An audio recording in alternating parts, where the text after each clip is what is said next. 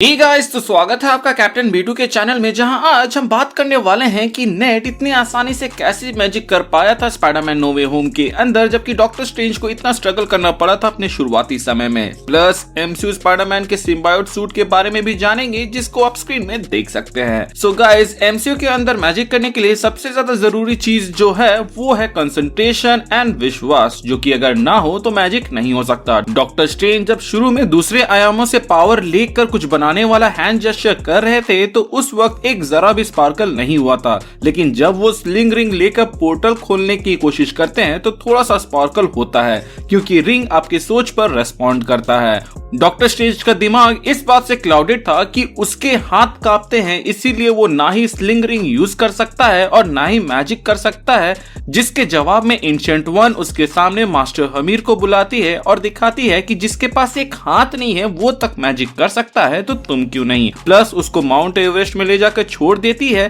Plus एक warning दे देती है कि तुम यहाँ पे सिर्फ 2 मिनट ही जिंदा रह पाओगे, जिसके बाद से वो पूरा फोकस वहां से निकलने में लगा देता है और फिर एंशिएंट वन जहां पर है वहां पे पोर्टल खोलने की कोशिश करता है, जिसमें वो थोड़ी देर बाद सक्सेसफुल हो जाता है। इवन वोंग ने भी बताया था कि स्लिंग रिंग यूज करने के लिए आपको बस उस जगह के बारे में विजुअलाइज करने की जरूरत है जहां आपको जाना है मल्टीवर्स के अंदर। अब आप पूछोगे कि इन सब का नेट के मैजिक से क्या लेना देना, तो बॉस याद कीजिए कि जब नेट पहली बार सैंक्टम सैंटोरम जाता है तो वो कहता है कि मेरी दादी मुझे कहती थी कि हमारे खून में ही जादू है, जिससे उसके मन में ये बैठ जाता है कि मैजिक नाम की चीज एग्जिस्ट करती है। प्लस एंड गेम में जब सारे सॉर्सरर दुनिया को बचाने के लिए सामने आते हैं तो उन्हें ये पता चलता है कि मैजिक यूज करने वाले लोग भी एग्जिस्ट करते हैं। इसीलिए जब नेट डॉक्टर स्ट्रेंज से मिलता है तो सबसे पहला सवाल जो वो पूछता है वो ये रहता है कि आपको कैसे पता चला था कि आप जादू के लिए बने हैं, क्योंकि मेरे हाथ में भी टिंगलिंग होती है, जिससे मुझे ऐसा लगता है कि जादू का लेना देना हो सकता है।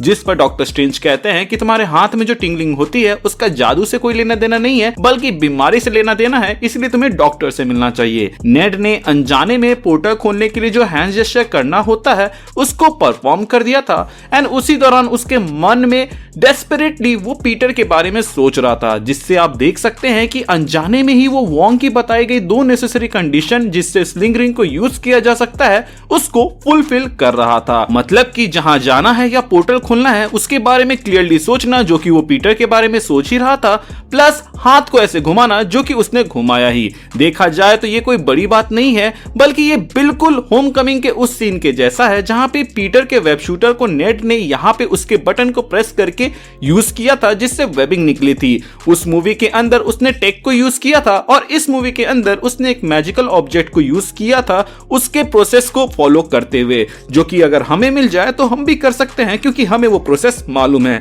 खैर, अब बात करें स्पाइडरमैन नो वे होम के अनयूज्ड या फिर क्या अनऑफिशियल कॉन्सेप्ट आर्ट के बारे में, जिसमें वो वेनम के सूट में दिख रहा है, जिससे हमें थोड़ा तो आइडिया हो जाता है कि अगर MCU के अंदर पीटर पार्कर को सिम्बायोट मिल जाता तो वो कैसा दिखता। थॉमस डुक्रेस्ट ने इसको बनाया है एंड मार्वल वालों से परमिशन मिलते ही उसने आज इसे पब्लिक कर दिया है। इससे पहले उन्होंने Avengers end game and far from home के कॉन्सेप्ट आर्ट पे भी काम किया हुआ है, एंड फिलहाल वो मार्वल के एंटमैन एंड वास्प क्वांटमेनिया के कॉन्सेप्ट आर्टिस्ट की टीम के हिस्सा हैं। हालांकि उन्होंने ये कहीं पर भी मेंशन नहीं किया था कि स्पाइडरमैन नो वे होम के कॉन्सेप्ट आर्टिस्ट की टीम के वो भी हिस्सा थे, तो इससे हम ऐसा मान सकते हैं कि ये उन्होंने ऐसे ही बनाया था, जिसको पब्लिक करने के लिए उन्होंने मार्वल से परमिशन लिया। जो भी हो, ये कॉन्सेप्ट आर्ट तो बवाल था। इस पर आपका क्या कहना है, आप हमें कमेंट सेक्शन के जरिए बता सकते हैं। इसके अलावा अगर आप हमारे चैनल पे नए हैं तो चैनल को सब्सक्राइब कर दे, और पुराने हैं तो प्लीज चेक कि आपने बेल आइकन दबाया है या नहीं। अगर आपने दबा दिया है तो वेल एंड गुड, और अगर आपने नहीं दबाया है तो उसे दबा दे, ताकि जब भी मैं कोई वीडियो डालूं उसका नोटिफिकेशन आपको जाए।